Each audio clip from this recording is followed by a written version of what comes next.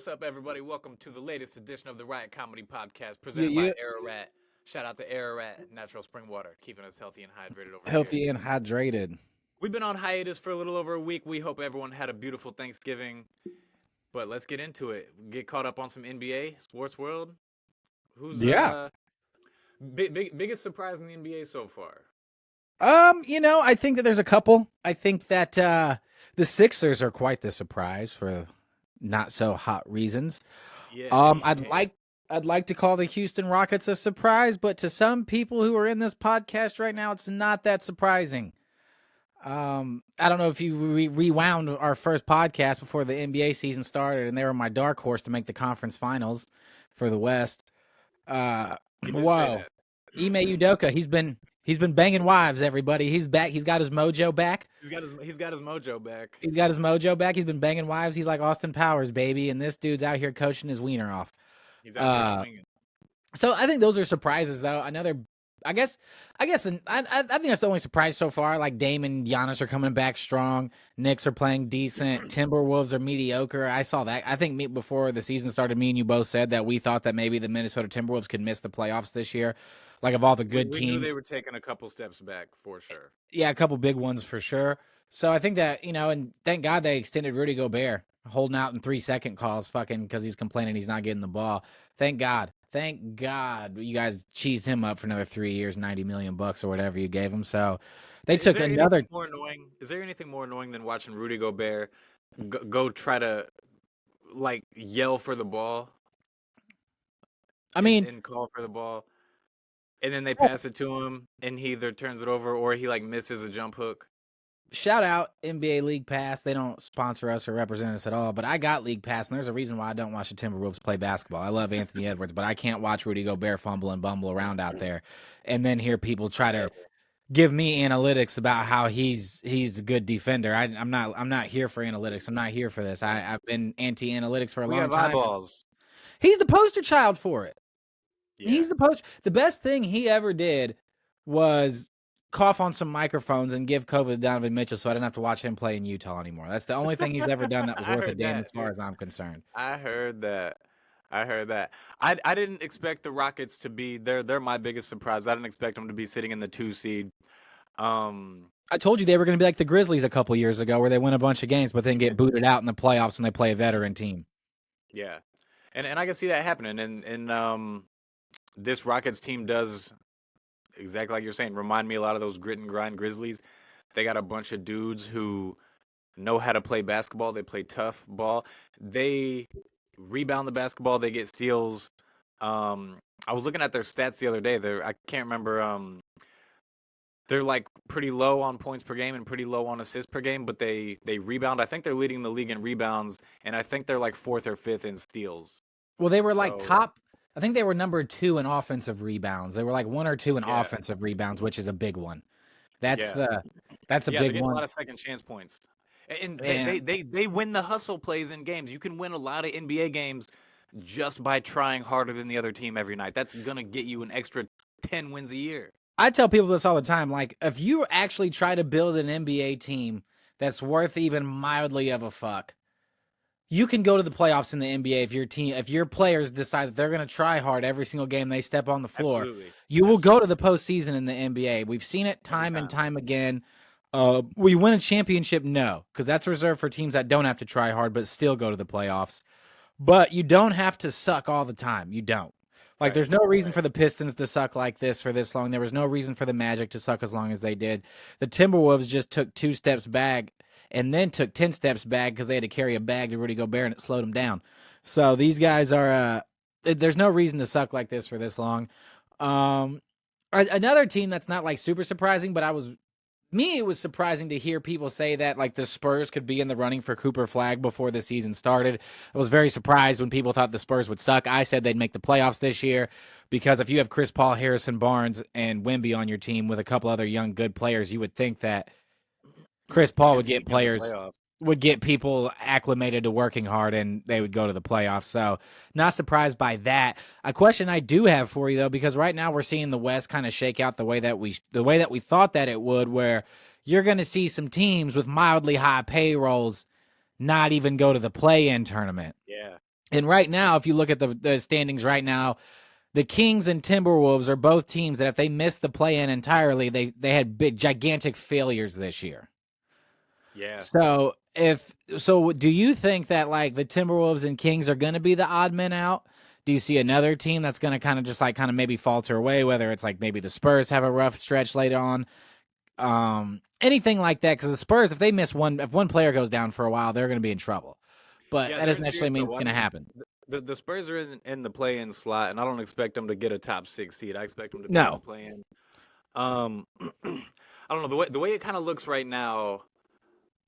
I don't know if any of these teams are going to fall out outside of San Antonio, because the other play-in teams, maybe the Clippers can start to slide, but the play-in teams right now are Phoenix and Denver, and They're San going to make it. Antonio and the Clippers. I can't imagine Phoenix and Denver completely missing the entire playoffs. No. And even if Phoenix does, like let's say Phoenix does make their way into the top 6 seeding. So say you have like for some reason the Mavericks are down there, like they're not going to fall out of the play-in, and they'll beat the shit out of you if you do play them in the play-in. So like Yeah. so you think that the Timberwolves and Kings, yes, like those are probably going to be the two teams that miss it. Maybe the Spurs. Maybe the Spurs, but yeah, those other the top 9 teams right now: OKC, Houston, Memphis, Golden State, Dallas, Lakers, Clippers, Suns, Nuggets. I don't see any of those teams falling all the way to 11, no matter what. Yeah. Obviously, not any of those teams up at the tip top, but even like from the Lakers down, I don't see any of those dudes falling out of the play-in. So either San Antonio, Minnesota, or Sacramento, there's gonna be a entertaining team that ain't gonna make it. So, question I Throw had them for in the you. East. Whoever Yeah. gets the 11 seed, throw them in the East. Yeah, that's kind of how, I mean, Brian Windhorst brought it up the other day because there's hold on, I want to tell you something that I had. So Let It Burn. Keep that in your head because I want to ask you what franchise should let it burn down. But you just raised a fun thing in my head. Brian Windhorst was talking about how like all these fucking teams in the West, right? Because they're gonna add 2 teams in the NBA. And sorry to every fan base out there, but it's Seattle and Vegas. Don't hold your breath. I was really hoping for a Kansas City team because I'm from Missouri. I'm not a Chiefs fan though. I don't partake in that at all. But I was really hoping for a Kansas City NBA team, and no. So there's going to be 2 Western Conference teams added, which means that 2 teams in the West gotta go. And we all know it would just be one. It would just be one. One team in the West. Yeah. if you add 2 teams to the West, that means 2 gotta go to balance it out. No. Then you take one. Okay, so right now it's 15 and 15. So if it's 17 and 15, you take one from the 17. Duh. You got 16. Okay. Duh. So now that we're on the same page, you take one Stupid. team. I make podcasts, bro, and animations. I didn't do so hot at the math thing. And geography wise, it makes the most sense. Pelicans. Memphis. You think? Yeah. They're about the same east as New Orleans. No, they are. They're literally both sit on the Mississippi River. But then then you have like the division of like the Bulls, the Bucks, like you have the Grizzlies in there, the Pistons, like that whole Midwestern. 'Cause all the East Coast teams, yeah, we have like Atlanta and Orlando and Miami, but aside from that, they're up in the corner. Northeast, and, right. And New Orleans ain't that far from Dallas, Houston, San Antonio, Dallas. Yeah. I mean, Yeah, they okay. touch. Louisiana and Texas touch, so. But, okay, so anyways, apparently everybody's like, we want to play in the East. Like, we want to be the team to go to the East. Like, if you're the Grizzlies right now, you're like, fuck yeah, I want to play in the East. Yeah, absolutely. Yeah. So supposedly, like a lot of GMs and a lot of owners are like, well, why the fuck do they get to go play in the East? Maybe we just do away with conferences entirely as far as playoffs go. And the NBA, but the problem is if the NBA does that, you should not have a play-in anymore. Like you have to get rid of the play-in tournament if you do that, in my opinion. Absolutely. Unless you just have like the play-in tournament is the top 15 teams make it, and then there's like 4 teams that have a spot for the 16 seed and they play for it. I'm cool with that. But I don't know if I love this idea or not, because I do like that right now. The East and West, for people that are only casual NBA fans, or people that don't actually sit down and watch games, they play 2 different styles of basketball entirely, and they always have. Yeah. And I like to see the different variations of basketball, because then you're gonna have less of like, well, I need to make a trade to compete with Giannis because I'm in the East. So you're gonna have less, I think, of like panic trades to combat one guy. But I do like it in the sense of, like, I don't want to watch the Hawks in the playoffs. I don't. Nobody can make me fucking watch that team in the playoffs. Right. So I see both sides of it, but what do you think of it? What do you think of the no fucking conference? No conferences. I really don't care either way. It would balance out. It would balance out all-star selections, possibly. It would. One point that you brought up though that I never thought about was it is two different styles of play. It's funny how it's like that in every sport. Like the NFL, the AFC and NFC are two They're different styles of play. The Mm-hmm. MLB, especially before the DH? DH rule, it was so different. Way different. So They were bunting. They were bunting in the Yeah. National League. These motherfuckers were. Right. It was like, especially like 20 years ago, like 20, 30 years ago. These motherfuckers were manufacturing runs in the National League. Like, we don't do home runs. Right. We do base Right. hits and bunts and shit. Yeah. Yeah. But go ahead. So no, now that you mentioned that, like I really like leaving the conferences the same, and I think it'd be great if you put Memphis in the East because Memphis, they don't usually suck. They almost never suck, and they're always Correct. competitive, and they can shake things up in the East. Oh, yeah. Pelicans should not be in the East, having another shithole team in the Eastern Conference. Yeah, we don't need another shitty Eastern Conference team. I like We need that. someone good over there. I We need like someone that. good. So Okay. Memphis would be great. So I What I we think should that's a great do, move. what the NBA should do is have like fucking, instead is like do like 4 conferences that are like mapped out around the fucking country. Because you have like the Southeast Conference, the Northeast, and then like fucking Northwest and North and South North, or what the fuck, you know what I'm trying, Southwest, fucking Yeah. Northwest, whatever, you know what I'm trying to Yeah, say. Maybe do something like that, because that would be fucking fun.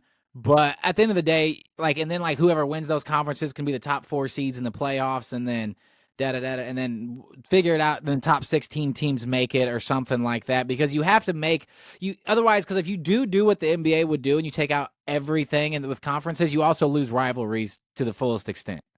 Rivalries there no are longer no NBA exist. rivalries. There are no NBA rivalries. But we still look forward. Like, people can say that, but we still look forward every single time we watch them play. Like, we're still going to look forward to the Celtics and the Knicks playing. Like, we're still going to look forward to that. Like, the Bucks and the Heat, we're going to look forward to that in the playoffs. The Celtics and the Knicks were only looking forward to starting last year. Aside from that, we've never looked forward to the Celtics and Knicks as long as we've been alive. Bucks Heat though.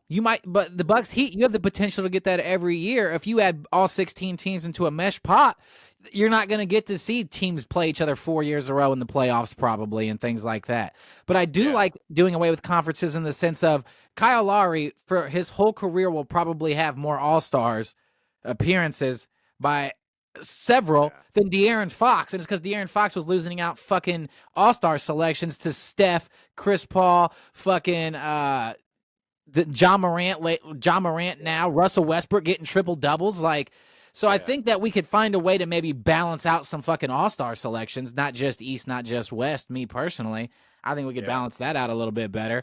But besides that, I like keeping the conferences in there, but we'll get off this because it doesn't really matter. I'm curious because I brought up that Let It Burn.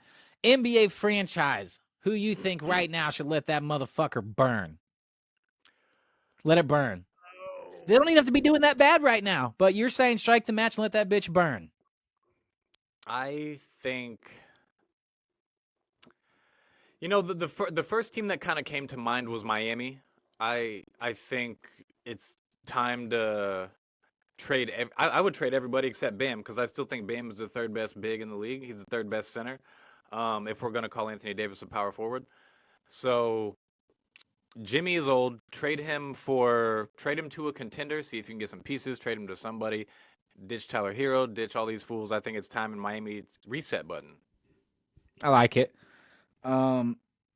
First thing that came to my mind was Philly, but I'll give them a couple more months before I say let it burn. But a lot of shit for Paul George and Joel Embiid on that trade market right now. Everybody, just let y'all know, with the way Jared McCain is playing, you have him and Maxey as your point guard shooting guard combo, and he's on a rookie deal.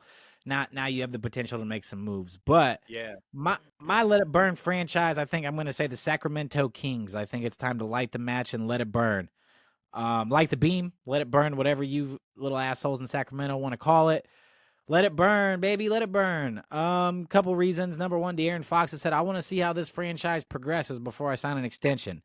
I think he's waiting to sign his extension because he has him by the balls, and he'll make more money if he waits another year. Yeah. But let it burn.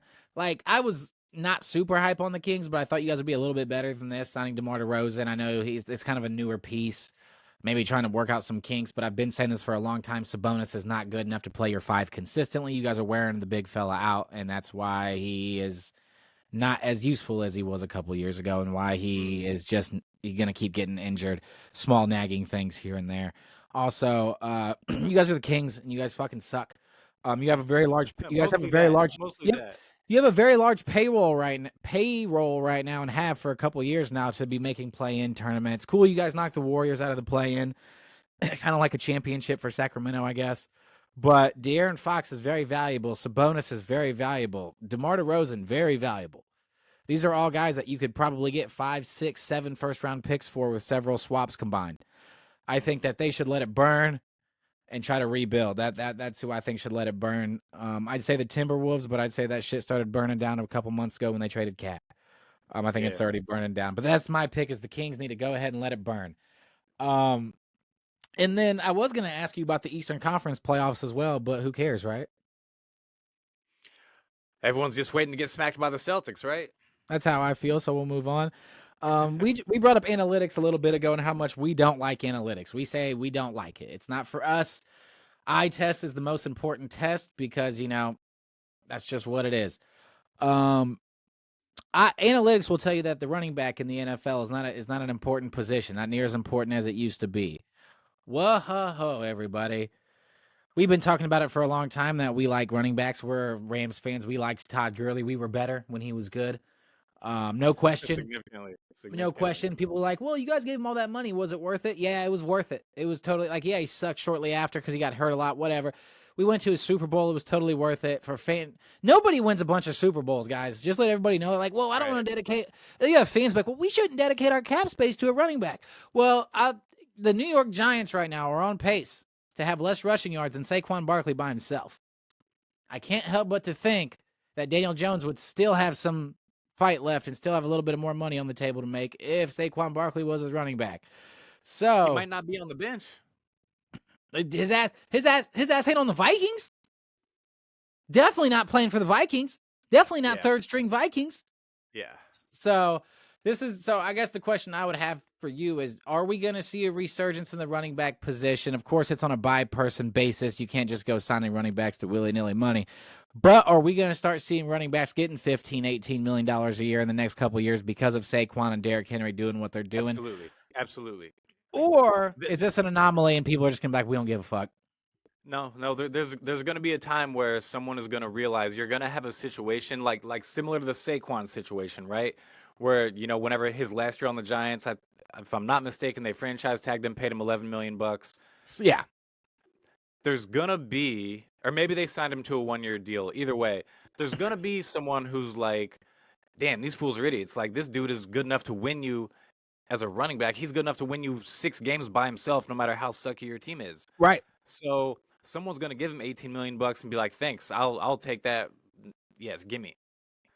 Yeah, I don't think it's an anomaly either. I think that a lot of people around the NFL are scratching their heads right now with the way Sam Darnold's playing, the way Geno Smith is playing, the way Baker Mayfield is playing. Mm-hmm. I think it just goes to show, number one, that patience is a virtue because people panic so much in professional sports now that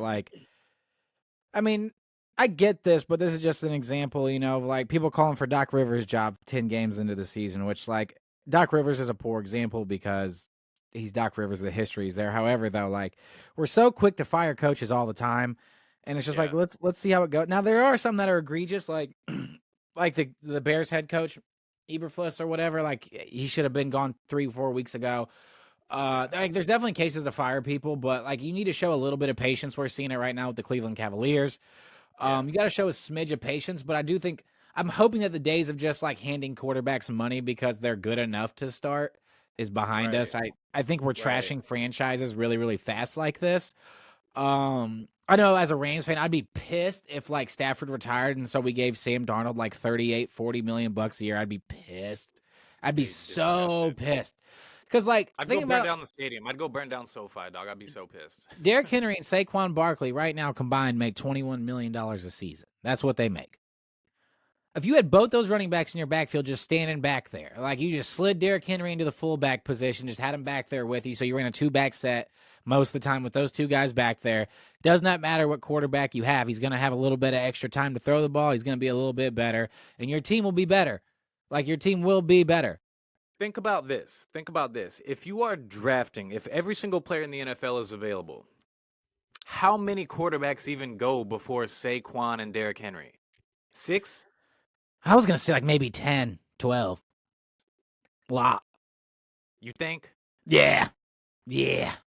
Like, I mean, think about it, dog. Like, are you drafting Bo Nix over Derrick Henry? I am. Like, fuck yeah. Like, let's see what this young kid's got. Like, he's balling out. For 1 year. For 1 year. We're taking everybody for 1 year. I'm not taking Bo Nix over Saquon or Derrick I bet Henry you right now. I could name 10 quarterbacks right now, and I bet you everyone I read off, you'd be like, yeah, I would. Pat Mahomes, take him. Josh Allen, take him. Joe Burrow, taking that dude for sure. Matthew Stafford, taking him for sure. Jalen Hurts, you're gonna take him. I wouldn't take Stafford for sure over those other guys, because if you're on a sucky team, it depends what the rest of your roster looks like. He's on a sucking team right now, and we're 500. We suck. Our offensive line sucks. Our team sucks. Like Cooper Kupp and Puka Nacua missed like 3 games in a row, dog. Like, we're 500 right now strictly because Matthew Stafford is. If we had Daniel Jones right now, we'd be winless. Guaranteed we'd be winless. We would. Daniel winless. Jones is excessively sucky. We're 500 right now exclusively because of how good Matthew Stafford is. Exclusively. But what if Jared Goff, Jordan Love. What if we had like a regular ass quarterback, like someone a little bit better than Daniel Jones, but him plus Derrick Henry? Right. Oh yeah, I mean, yeah. Like, yeah, like if I got like Kirk Cousins and Derrick Henry, like, yeah, like there's like 4 quarterbacks maybe I'd take over that combo probably. That's what I'm saying. So if you got a regular quarterback and one of these dudes, that's better than most of the quarterbacks in the NFL. There is like 10 of them for sure. It's more than 6, but there's not a ton of these dudes that, like, and all of them make more money than these guys. Every single starting quarterback in the NFL makes more money than these guys, and so there's 32 starting NFL quarterbacks, and these dudes should be making more money than at least 20 of them. Well, here's the thing though that's interesting is like, this is it's weird, right? Because like, so for the most part, like all sports are the same. Like, championships are reserved for a few select guys. Baseball is a little different because there's a million fucking players, but like NBA, NFL in particular, championships are for a couple guys. So like, only the guys who win a bunch are quarterbacks. Like, that's it. Like, that's all there is to it. I know some coaching's involved, defenses are involved, all those things, but like Pat, fucking Terry Bradshaw, Troy Aikman, fucking Joe Montana, fucking Joe, like these guys have like almost all of them, right? If you don't have an absolute star-studded, guaranteed franchise quarterback on your fucking roster, you might as well just do a San Francisco 49ers and just build your team with as many good players as possible, and then just try to find some guy who's like pretty decent. Like, your chances of winning the Super Bowl are the same, but at least you're not fucking drowning your cap every single year in a fucking quarterback who can't play. Right. Like, that's the biggest thing is like Brock Purdy's about to get like $50 million a year probably. Like, okay, well, whatever team pays him that much money, I can guarantee you, like, Super Bowl's probably not in their future. However, probably could have said the same thing about Jared Goff when the Lions gave him $55 million a year, and he was like, that was stupid, but now look at him. Yeah. But they only get this for 1 year. Like, their cap is, like, completely fucked after this year, and it's for damn sure the year after that. So, like, you only get, like, 1 shot at it, though. Yeah. So that's the interesting part of it. But yeah, now I'd like to get to our shout outs of the week. This guy that I want to shout out is near and dear to my heart. Really, really, really good friend of mine. Not really, to have never met him, but Mike Tomlin, with that win yesterday, has cemented that he will have a winning record this season. Will not have a losing record again. They're 9-3. Has cemented that if they lose out, he'll be 9-8. And this will be his 18th year in a row of not having a losing record. So shout out fucking Mike Tomlin. Keep doing your thug thizzle. However, the only other 2 guys on this list that are anywhere close to you have more Super Bowls than you. So you need to probably get at least another one. But we'll worry about that. Worry about that in February when you're watching it, and we'll worry about next year at that point. So, but shout out Mike Tomlin, dog. Good looking out, man. That's fucking sweet for you. You got anybody you want to shout out? Positivity Mondays, everybody. We need him. We're like Garfield. I don't have anyone on top of mine. I'll save it for another time. It's all good. No, Grumpy Gus over here, everybody. Hey, I wasn't prepared for the question. We didn't say we're gonna. I'll shout out one more guy then, since he's not gonna shout anybody else out. Shout out Jared McCain. We come at you pretty heavy, pretty hard. We crack jokes on you all the time, but shout out this dude for getting thrown into a real shitty fucking situation and balling out. Shout out Jared McCain, dog. I will second that shout out because Jared McCain has been hooping and in the worst possible position as a rookie you could pretty much get put into. That dude got thrown into a bad position, and then it's really tough whenever you're in that position because you're going to a franchise that has been mildly successful over the last handful of years, and they've always been up in the mix of things in the East. And now, like, they get Paul George, and Maxey is a year better, and you're coming into your own, and you got to be thinking, damn, hell yeah, I'm a rookie. This is my first year in the NBA, and we're gonna be good as fuck.